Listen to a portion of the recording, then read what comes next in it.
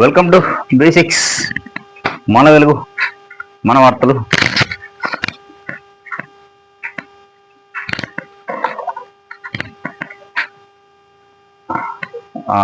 పత్రికల్లో వచ్చిన వార్తలు చూసే కంటే ముందు మనం నిన్న సిటీ ఛాంపియన్స్ ట్రోఫీ క్రికెట్ ఫైనల్లో భారత్ గెలవాలని ఆశించడం, గెలుస్తుందని నమ్మకంతో ఉన్నాం. గెలిచి కమాన్ India with champions trophy from Dubai to India అని అనుకున్నాం. అదే మాదిరిగా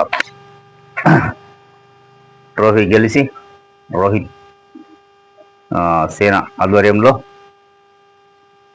150 కోట్లకు అనుకోండి, దేశానికి గర్వకారణంగా మరో 7వ ట్రోఫీ అనుకుంటా, ఐసీసీ ట్రోఫీల్లో 7వ ట్రోఫీ అనుకుంటా. లాస్ట్ ఇయర్తో ప్లస్ ఈ ఇయర్ ఒకటి. మనం కూడా టీంకు కంగ్రాచులేషన్ చెప్పుకుంటూ వార్తల్లోకి వెళ్తే, చాలా 150 కోట్లు 140 కోట్లు అంటే ఇంచుమించు 100 కోట్ల దాకా చూసుంటారు. నిన్న అంత ఒక సమయంలో కొంచెం అటు ఇటుగా అనిపించింది, కానీ మళ్ళీ తిరిగి పుంజుకొని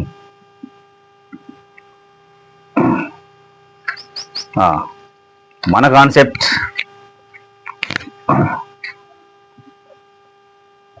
ప్రభుత్వ పథకాలు నిరుపేదలకే చెందాలి. ఏ ప్రభుత్వమైనా సరే వాళ్ళు ప్రస్తుతం ఉన్న ప్రభుత్వాన్ని అంటున్నాం కదా,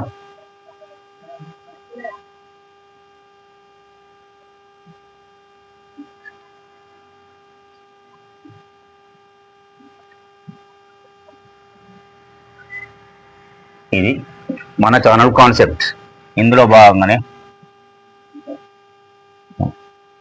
మనం 2 ఎకరాల భూమి లేని వారికి ఇవ్వాలని ఒక డిమాండ్ పెట్టినాం. 2 ఎకరాల భూమి.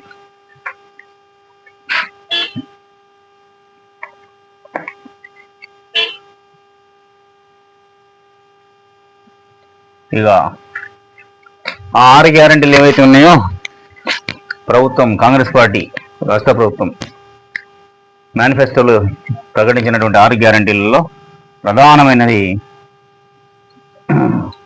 మనం ప్రతిరోజు మర్చిపోకుండా వాళ్ళకి గుర్తు చేసేది ఇందిరమ్మ ఇండ్లు.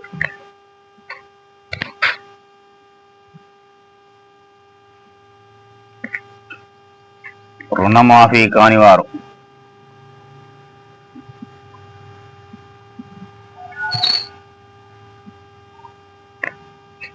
వీటి మీదనే మనం చేస్తున్నాం. అవే ప్రతిరోజు అవి గుర్తు చేసిన తర్వాతనే వార్తలు మిగతా చూద్దాం. ఎందుకంటే ఈ భూమి అనేది ఆత్మగౌరవానికి ప్రతీక. గతం నుంచి తీసుకుంటే దశాబ్దాల పోరాటాలు జరిగిన భూమి కోసమే కాబట్టి, ఆ భూమి ఉంటే వ్యక్తికి గౌరవం కాబట్టి, ఊర్లో కానీ సమాజంలో కానీ ఎక్కడ ఏ ఊరు పోయి బతికినా కానీ, ఏ పట్టణం పోయి బతికినా కానీ, ఊళ్ళో భూమి ఉందంటే లేదు, మళ్ళీ తిరిగి వచ్చి అదే భూమి వ్యవసాయం చేసుకుంటూ, అది ఆ కాన్సెప్ట్తోని. ఇక మీరు స్కీములు అవి భవిష్యత్తులో కొంచెం తగ్గించే పరిస్థితులు వస్తుండొచ్చు, చెప్పలేము. అందుకోసమే ఈ భూమి మీద దృష్టి పెడితే కాంగ్రెస్ ప్రభుత్వం 10 కాలాల పాటు చల్లగా ఉంటుంది. ఇందిరమ్మ ఇండ్లు మీరు చెప్పిందే కాబట్టి ఇవి మాత్రం పొంగులోటి సీనన్న మీరు స్టెప్ తీసుకొని, మీరు ఎక్కడున్నా కష్టపడి పనిచేసే మంత్రిగా, వ్యక్తిగా కష్టపడి పనిచేసే వ్యక్తిగా మాకు తెలుసు కాబట్టి ముఖ్యమంత్రి గారితో మాట్లాడి మేము కోరేది ఒకటే, ప్రతిరోజు ఇది ఖచ్చితంగా మొదలుపెట్టిన తర్వాతనే మిగతా వార్తలు చూస్తాం. ఇక మండలంకి ఒక ఊరు కాదండి, ప్రతి గ్రామంలోకి 20 ఇండ్లు నిరుపేదలను ఎంపిక చేయాలని చెప్పేసి మేము రిక్వెస్ట్ చేస్తున్నాం. ఇక రుణమాఫీ కాని వారు కూడా ఉన్నారు కదా, బ్యాంకులలో ఏంటి రెన్యువల్ చేసుకోకుండా వారికి తెలియని పరిస్థితుల్లో కొందరు ఉంటారు. అట్లాంటి వాళ్ళు మిగిలిపోయిన ఉన్నారు. వాళ్ళ లిస్టు కూడా సేకరించేసి పూర్తి స్థాయిలో రుణమాఫీ చేస్తే ఇక మీకు ప్రభుత్వ వ్యతిరేకత అనేది తగ్గిపోతుంది అనేది మేము నిన్న రిక్వెస్ట్ చేస్తూనే ఉన్నాం, ప్రతిరోజు చేస్తూనే ఉంటాం. ఇది ఇంప్లిమెంట్ అయ్యేంత వరకు చేస్తున్నాం. ఇది మాత్రం కంటిన్యూగా మాకు గ్రామాల్లో తిరిగి ఇక పనులు నడుస్తున్నాయి అనేంతవరకు మాత్రం ఇది మీకు రిక్వెస్ట్ పెడుతూనే ఉంటాం, చేస్తూనే ఉంటాం, మీరు చేయాల్సిందే. ఇక మనం కొంచెం ఈ లైన్ దాటి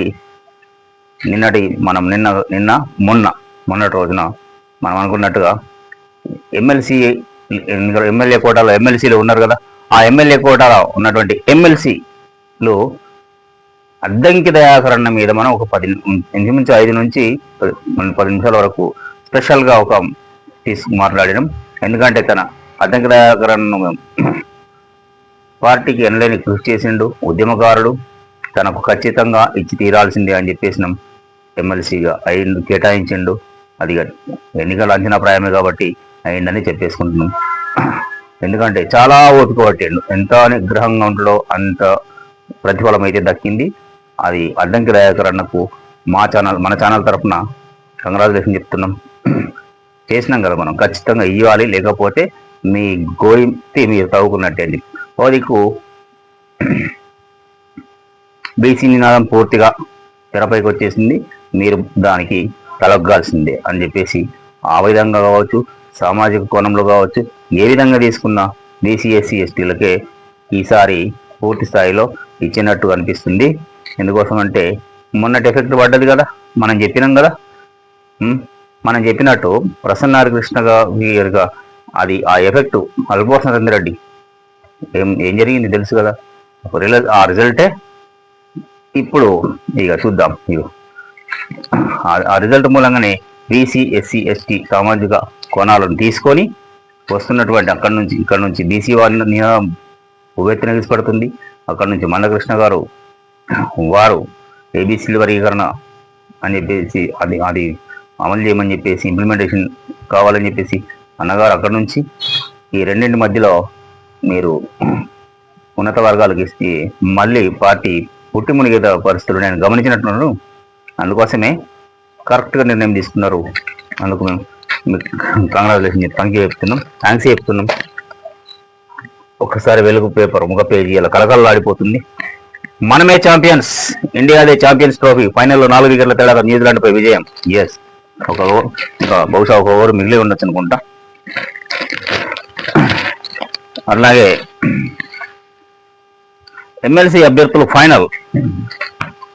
ఎస్, అద్దంకి దయాకరణకు కాంగ్రెస్ నుంచి అద్దంకి దయాకర్, శంకర్ నాయక్, అట్లాగే విజయశాంతి గారు. ఒకరు ఎస్సీ, అద్దంకి దయాకర్ అన్న ఎస్సీ, మాల, ఆయనకు మాలన మాది కనుక ఖచ్చితంగా ఇవ్వాల్సిందే. ఇక శంకర్ నాయక్ గారు, అతనికి ఎస్టీ కోటాలో.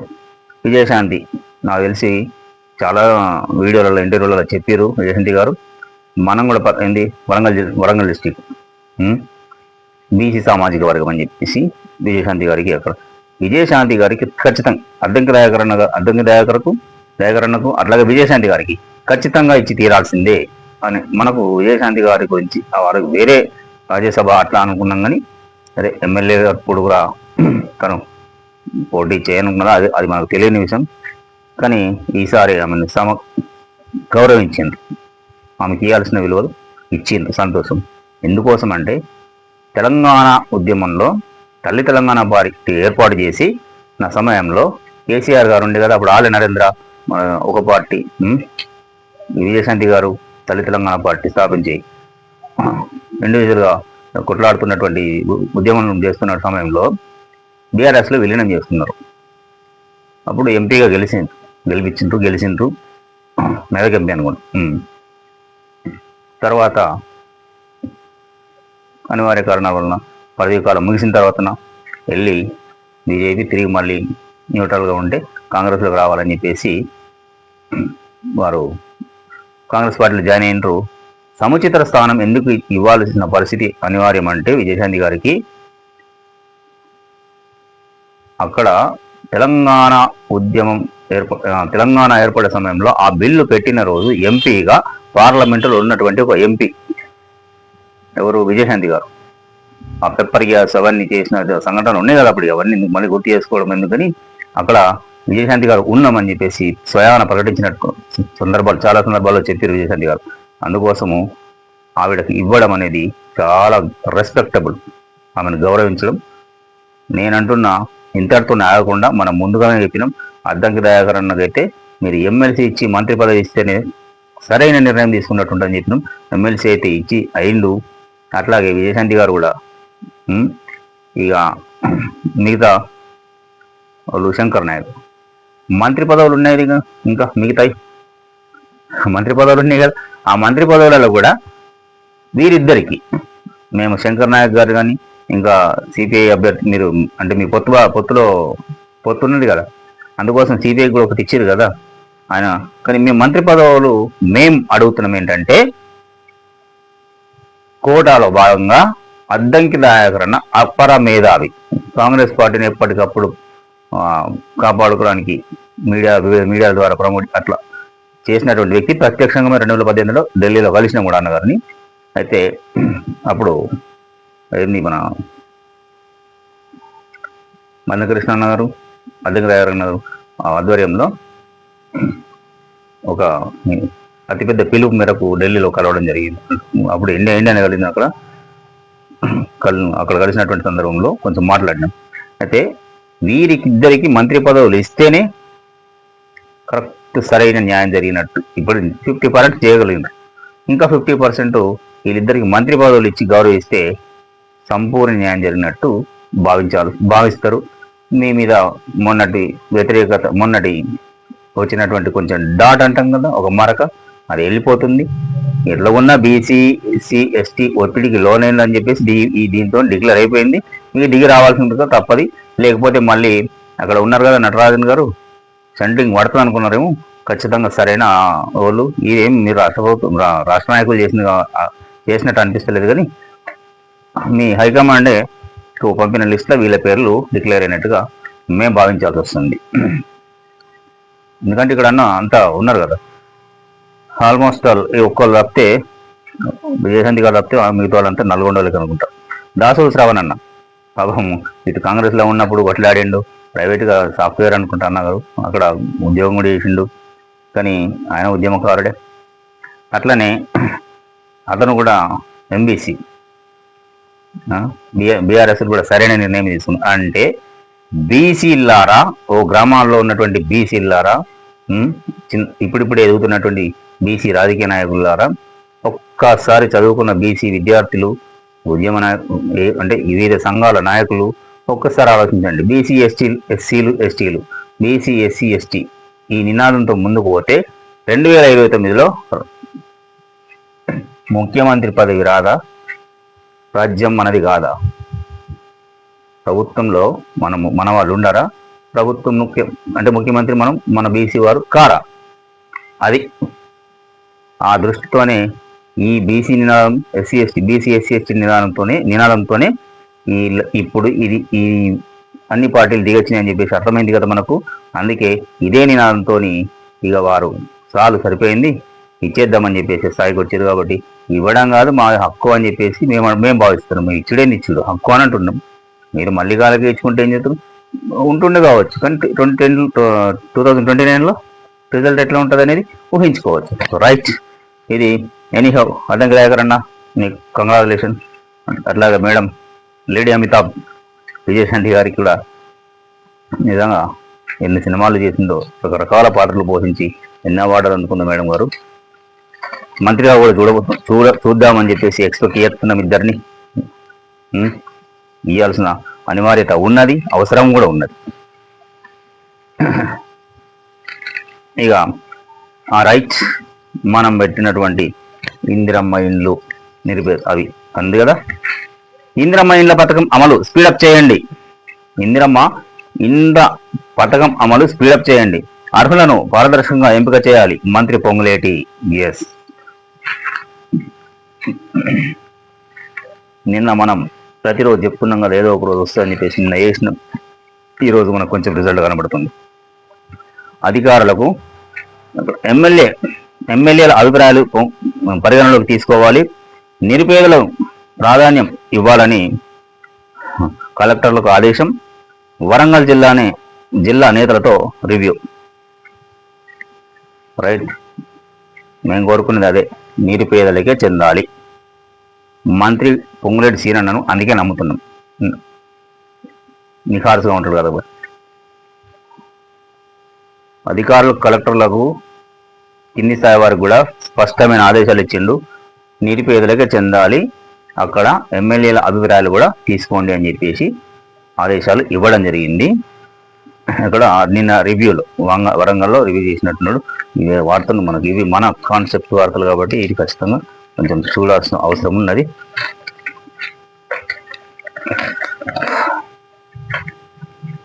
రాష్ట్ర ప్రభుత్వం ప్రతిష్టాత్మకంగా చేపట్టిన ఇంద్రమ్మ ఇండ్ల పథకం అమల్లో మరింత వేగం పెంచాలని జిల్లా కలెక్టర్లను హౌసింగ్ శాఖ మంత్రి పొంగులేటి శ్రీనివాసరెడ్డి ఆదేశించారు.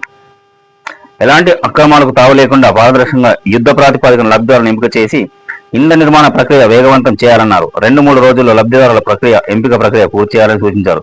హిమాయత్ సాగర్లోని తన నివాసంలో అటవీ శాఖ మంత్రి కొండా సురేఖ, సీఎం సలహాదారు వేం నరేందర్ రెడ్డి, ఉమ్మడి వరంగల్ జిల్లా ఎంపీలు, ఎమ్మెల్యేలతో మంత్రి ఆదివారం రివ్యూ నిర్వహించారు. ఈ సందర్భంగా పొంగులేటి శ్రీనివాసరెడ్డి మాట్లాడారు. ఇంద్రమ్మ పాలనలో పేదలందరికీ ఇంద్రమ్మ ఇళ్లను నిర్మించి ఇవ్వడమే మా ప్రభుత్వ లక్ష్యం. ఆ దిశగానే కలెక్టర్లు అందరూ పనిచేయాలి. ఇళ్ల నిర్మాణ పథకంలో కలెక్టర్లు మరింత క్రియాశీలకంగా వ్యవహరించాలి.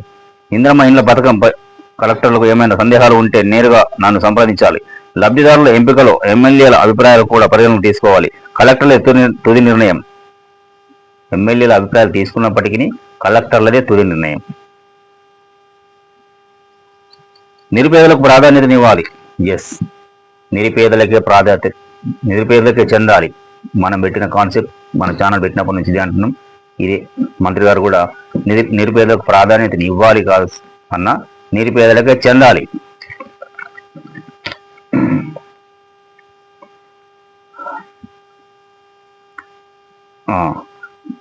నిర్మాణం పూర్తయిన డబుల్ బెడ్రూమ్ ఇళ్లకు అర్హులను ఎంపిక చేయాలి. అసంపూర్తిగా ఉన్న వాటిని కాంట్రాక్టర్లకు పూర్తి చేయకపోతే లబ్ధిదారులే పూర్తి చేసుకునేలా చర్యలు తీసుకోవాలి అని పొంగులేటి తెలిపారు. వేసవిని దృష్టిలో పెట్టుకుని తాగునీటికి ఎలాంటి కొరత లేకుండా ముందస్తు చర్యలు తీసుకోవాలన్నారు. వరంగల్ జిల్లాలోని Mamnoor airport ring road. Okay right, ఇది మన కాన్సెప్ట్ సంబంధించింది. మనం ఇచ్చినటువంటి వార్తకు ఇంచుమించుగా ఆన్సర్లు వస్తున్నట్టుగా మనకు రిజల్ట్ వస్తున్నట్టు కనబడుతుంది. పొంగులేటి సీనన్న మేము అదే నమ్ముతాం, మిమ్మల్ని నమ్ముతాం. సందర్భం వచ్చినప్పుడు మాత్రం ఖచ్చితంగా మీ దగ్గర దాకా కూడా వచ్చే ప్రయత్నం చేస్తాం, వస్తాం, కలుస్తాం కూడా. ఎందుకోసం అంటే మీరు మండలానికి ఒక గ్రామాన్ని కాకుండా ప్రతి గ్రామంలో 20 ఇండ్లు ఇచ్చే విధంగా మీరు ప్రణాళిక రూపొందించారన్న. ఇది మా రిక్వెస్ట్. అది సాధ్యమవుతుంది. ప్రజలారా, వ్యూయర్స్ చూడండి, మనం తీసుకున్న కాన్సెప్ట్ అక్కడ మనకు కొంచెం రిజల్ట్ అనేది కనబడుతుంది. కాబట్టి మనం ప్రభుత్వం మీద నమ్ముతూనే క్వశ్చన్ చేస్తాం, అడుగుతాం. నమ్మడమే, అడగడమే. ఎలా ఇస్తారులే అని చెప్పేసి ఎవరు అడగకుండా ఉంటే కూడా గ్రామ స్థాయిలో ఉన్నటువంటి చోటామోటా నాయకుల లీడర్లారా కొంచెం ఒళ్ళు జాగ్రత్త పెట్టుకోండి. మంత్రి గారు సరాసరి కలెక్టర్లకే అధికారాలు ఇస్తూ ఆదేశాలు ఇచ్చింది. కాబట్టి మీరు ఇలాంటి పైరేవులు ఏమైనా చేసి అట్లా ఉంటే మాత్రం తప్పకుండా పనిష్మెంట్కు సిద్ధంగా ఉండాల్సిన పరిస్థితులు మాత్రం ఉంటాయి.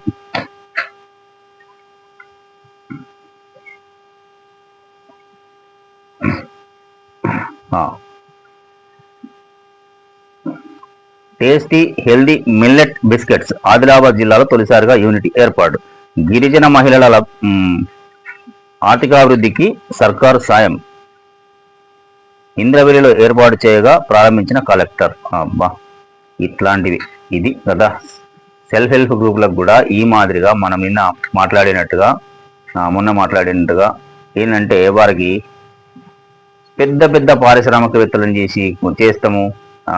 రిలయన్స్ అమ్మాయి అదాని అంబానీలకు అవన్నీ కాదా సార్, ఏదో ఫ్లోలో వచ్చిందో మరి ఏందో మాకు తెలియదు. కానీ ఇట్లాంటి పరిశ్రమలు ఇవి బిస్కెట్ల తయారీ, చాక్లెట్స్ తయారీ, ఇంకా వారికి రకరకాల ఉంటారు కదా టాలెంట్ ఉన్నటువంటి వాళ్ళు, ఆ గ్రూపులకు ఇట్లాంటి వాటికి శిక్షణ ఇచ్చి వారిని రంగంలోకి దించితే వ్యాపారంలో రాణించి గ్రామాల్లో ఉత్పత్తి పెరుగుతుంది.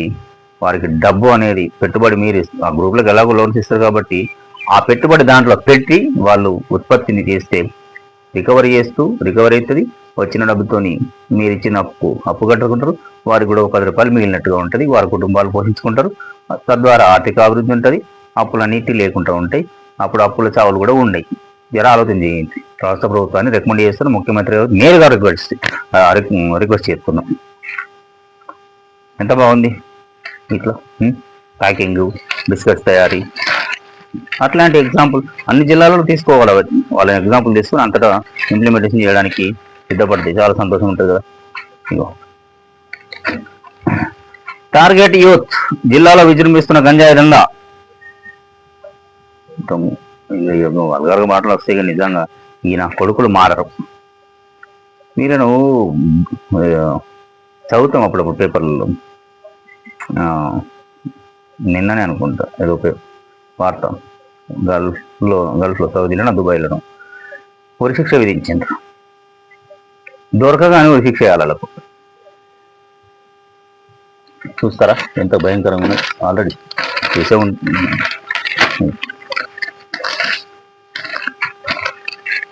ఎంత భయంకరంగా అంటే చూస్తేనే భయంకరంగా. ఇక సరే మనం క్లోజప్ దగ్గర ఇగో ఈ ఫోటో జక్రాన్పల్లి డిస్పోజర్ సెంటర్లో డ్రగ్స్ను కాల్చివేసిన ఎక్సైజ్ శాఖ అధికారులు. మత్తులో చోరీలు భవిష్యత్తు బుగ్గిపాలు. నిర్మూలించడంలో పోలీస్ ఎక్సైజ్ శాఖల నిర్లక్ష్యం. ఏం నిర్మూలిస్తారు, పట్టుకుంటూనే ఉంటున్నారు కదా వాళ్ళు. నిర్లక్ష్యం ఏం నిర్లక్ష్యం అన్నా. ప్రజల లోపల కూడా మార్పు రావాలని ఒక ఆర్టికల్ రాయండి.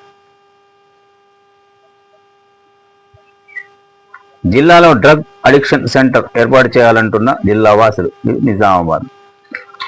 పోలీసుల నిర్లక్ష్యం కాదన్నా, పోలీసుల నిర్లక్ష్యం. పోలీసులు కొట్టి తీసుకుపోయేస్తే మళ్ళీ వాళ్ళ మీద ఏం చేస్తారు, ఒక పైరవి కారణం వస్తారు, ఎవరో ఒక నాయకుడు, ఫోన్లు వస్తాయి. అది కాదు మనకు కావాల్సింది. అరికట్టడం. ఎక్కడ డ్రగ్స్ అండ్ ఎన్ఫోర్స్మెంట్ డిపార్ట్మెంట్ ఉంటుంది కదా, ఎక్కడి నుంచి ఎక్కడ సప్లై అవుతుందో అనేది వాళ్ళు రోజు చేస్తూనే. మొన్న పట్టుకున్నారు కదా 250 గ్రాములు. ఆ మాదిరిగా చేస్తున్న వారిని చేస్తలేము అని నిర్లక్ష్యం వహిస్తున్నారని మాత్రం మనకు కూడా ఎక్కువ కూడా. మేము ఇది హంబుల్ రిక్వెస్ట్, వెలుగు పేపర్ అన్న నిజామాబాద్ ఎవరు వస్తువులు అని.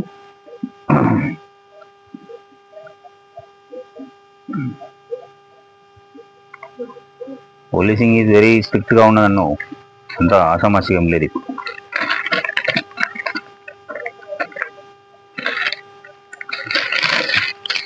ప్రజల లోపల అవేర్నెస్ రావాలన్నా, ప్రజల లోపల మనము పోలీసులు ఒకటి చెప్తే చేయడము అనేది కాదు. ప్రజల లోపల అవేర్నెస్ రావడానికి నేను చెప్తున్న ఒక తెలుగు వెలుగు పేపర్ వాళ్ళకి ఒక అవేర్నెస్ ప్రోగ్రామ్ ఏర్పాటు చేయడం అన్న. మీరు ఇంత పెద్ద పేపర్ సార్ ఉన్నాడు కదా వెంకటస్వామి, మన వాళ్ళ కొడుకుని పిలవండి, వంశీ గారిని, గడ్డం వంశీ గారిని పిలిచి ఒక అవేర్నెస్ ప్రోగ్రామ్ ఏర్పాటు చేయండి. అక్కడ జిల్లాకు కొద్ది రోజులు రాష్ట్రంలో తిరిగితే ఏం పెద్ద తప్పులేదు. ఒక జిల్లా ఒక రోజు అవేర్నెస్ ప్రోగ్రామ్ ఏర్పాటు చేయండి. డ్రగ్స్ వాడితే తప్పురా, ఇది ఆరోగ్యాలకు చెడు అని చెప్పేసి వెలుగు పేపరు మీకు అడ్వర్టైజ్ అవుతుంది, సర్క్యులేషన్ అవుతుంది, ఇంకా పెరుగుతుంది. ఇప్పటికే మీకు చాలా సర్క్యులేషన్ ఉంటుంది, ఇంకా పెరిగే అవకాశాలు ఉంటాయి. మీరు కూడా సమాజ సేవ చేసిన వారుగా కొంచెం గుర్తింపు ఇంకా వస్తుంది.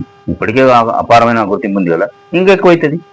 తీసుకురండి గడ్డం వంశీ అన్నని తీసుకొచ్చి, గడ్డం వంశీని తీసుకొచ్చేసి మీరు అవేర్నెస్ ప్రోగ్రామ్ ఏర్పాటు చేయండి. పోలీసులు ఎంత అవేర్నెస్ ప్రోగ్రామ్ చేసినా వాళ్ళ డ్యూటీ చేయడానికి సరిపోతారు. వాళ్ళకి ఎన్ని వ్యక్తులు ఉంటాయో మనకు తెలుసు. నిర్లక్ష్యం అనేది కరెక్ట్ కాదు మీరు వాడిన పదం. ఇందిరమ్మ ఇళ్ల నిర్మాణంపై మేస్త్రీల ట్రైనింగ్ నాక్ సెంటర్లో. ఇది ఇందిరమ్మ హౌసింగ్ కార్పొరేషన్ ఆధ్వర్యంలో 6 రోజుల శిక్షణ. ఓకే, హౌసింగ్ కార్పొరేషన్లో తిరిగి ఓపెన్ అయింది కదా మరి. ఓకే, ఇది ఇంకా స్పీడప్ అవ్వాలన్నా. ఇందిరమ్మ ఇళ్ళది పథకాలు అనేటి స్పీడప్. ఇల్లు కావాలి పేదోడికి. ముందు మీరు ఏం బంగారం ఇవ్వకుండా, వెండి ఇవ్వకుండా, కులం బంగారం అన్నది అవసరం లేదు. ఇల్లు, ఆ 2 ఎకరాల భూమి ఇచ్చిరనుకో, మిమ్మల్ని తులం బంగారం కూడా 2 పంటలు పండించుకుంటూ వాడే కొడుకుంటాడు. సరే, అప్పుడేదో అని ఉన్నారు మేనిఫెస్టోలో, ఏదో మీరు ఓవరాల్ అదేంటి కళ్యాణ లక్ష్మితో పాటు తులం బంగారం అన్నారు. అది మర్చిపోయారు ప్రజలు. ఇంకా సంతోషం.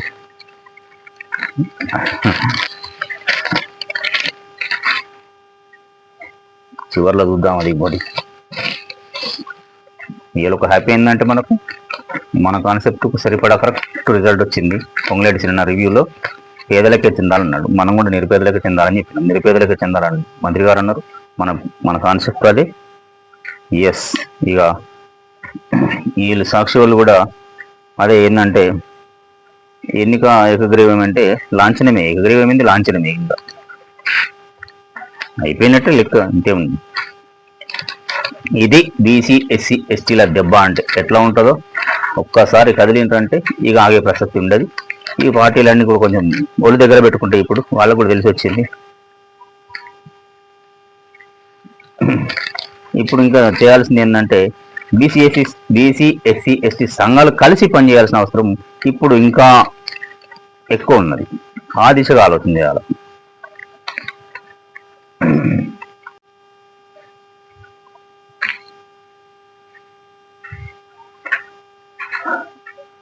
కార్మికులకు లేదు ధీమా. కామారెడ్డి బల్దియాలో చెత్త వాహనాల ఇన్సూరెన్స్ ల్యాప్స్. ప్రీమియం చెల్లింపు గడువు ముగిసి ఏడాది, ఖజానాలో నిధులు లేకపోవడంతో రెన్యువల్ చేయని అధికారులు. ఓకే, ఎగ్జాంపుల్ ఎందుకు లేదు, డైరెక్ట్గానే మాట్లాడినాం సార్తో. ఒక చిన్న పని ఉన్నది సార్, ఎక్కడ అంటే ఫోన్ చేసినాం ఈరోజు మార్నింగ్. ఇందిరాగాంధీ స్టేడియం ఒకటి ఉంటుంది కామారెడ్డిలో. స్టేడియం దగ్గర కొంచెం నీళ్ళ ప్రాబ్లం ఉన్నది, కానీ ట్యాంకర్తో వేస్తారంట. ట్యాంకర్తో అక్కడ ఉన్నటువంటి ఒక వాచ్మెన్ వాళ్ళు ఉంటారు కదా, సుదరంపూట, నీళ్ళ ప్రాబ్లం ఉంది సార్ కమిషనర్ గారు అని అంటే, అవును సార్ అండి ట్యాంకర్తో వేస్తున్నాం. ట్యాంకర్తో కాదు సార్, అక్కడ ఒక 100 మీటర్ల పైప్ ఏమో అక్కడ వరకు మధ్యలో వరకు వచ్చి నల్లాలు ఉన్నాయి, నల్ల ఉంది, అక్కడ ట్యాబ్ ఉంది, దాని నుంచి ఇస్తే పైకి వెళ్తాయి, వాష్రూమ్లు కానీ అవన్నీ కానీ ఉంటాయంటే. సార్ ఏమో సార్ ఇది మాట, మన మున్సిపల్లో డబ్బులు ఎక్కడ ఉన్నాయి సార్ అన్ని చేద్దాం, కానీ ఇప్పుడు చేద్దాం సార్, ఇవాళ రేపు 2 రోజుల్లో చేసిద్దాం అని చెప్పేసి అన్నాడు. ఈరోజు చూస్తున్నాం ఇప్పుడు బడ్జెట్ లేదన్న విషయం.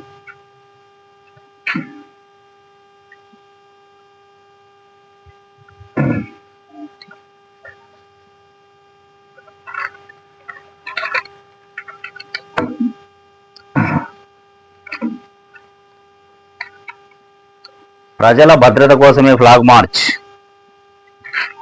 కామారెడ్డి. ఇది ఖచ్చితంగా వారంకి ఒకసారి చేయాల్సిందే సార్, చేస్తే ఇంకా బాగుంటుంది సార్. ఫ్లాగ్ మార్చ్ చేస్తే ఒక భయం అనేది ఉంటుంది. ఉన్నారు కదా కొందరు దొంగ అడ్డు అని కొందరు ఉంటారు. అరే ఇప్పుడు పండగ సరే ఒకరోజు వస్తున్నట్టు కావచ్చు, ఈ పండుగలు రెండు పండుగలు ఒకరోజు కోసం అని కాదు, కానీ ఇక్కడ హోలీ అండ్ రంజాన్ ఉంది కదా, అందుకోసమని. అదని కాకుండా కంటిన్యూషన్గా నెలలో 2 సార్లు చేసిన సంతోషం. ఎందుకంటే కొంచెం వణుకు అనేది ఉంటుంది. రౌడీ షీటర్లు వాళ్ళ దొంగలు ఇవన్నీ కొన్ని పూర్తిగా సమసిపోయే అవకాశాలు బాగుంటాయి.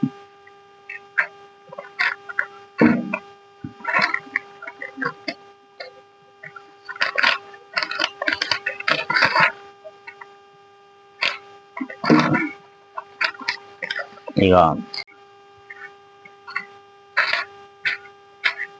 ఇది ఈరోజు మనం వార్తల్లోని మన కాన్సెప్ట్కు సంబంధించినటువంటి వార్తలే కాబట్టి ప్రధానంగా చూడాల్సి వచ్చింది. ఇక ఛాంపియన్స్ మనమే కాబట్టి అదేంది మన తిరంగా జెండా తీన్మార్ 3వ సారి ఛాంపియన్స్ ట్రోఫీ గెలిచిన ఇండియా వరుస పెట్టి 3 సార్లు కంటిన్యూగా 3 సార్లు ఛాంపియన్ ట్రోఫీ గెలిచినటువంటి ఇండియా హిస్టరీ సృష్టించింది. ఇక మళ్ళీ ఐపీఎల్ కూడా స్టార్ట్ అయ్యి ఉన్నది కదా, అది కాకుండా మన కాన్సెప్ట్ అటు సైడ్ వెళ్ళదలుచుకోలేదు మనం. మన కాన్సెప్ట్ ఇది. మనం గ్రామ స్థాయి ప్రజలు, గ్రామాల్లో ఉన్నటువంటి ప్రజలు, గ్రామాలు డెవలప్ కావాలి, వాళ్ళ ఆర్థిక స్థితిగతులు మారాలి, వ్యక్తుల యొక్క జీవితాలు మెరుగుపడాలనేది మన కాన్సెప్ట్ కాబట్టి రైట్ చూస్తూనే ఉండండి B6 మన వెలుగు మన వార్తలు.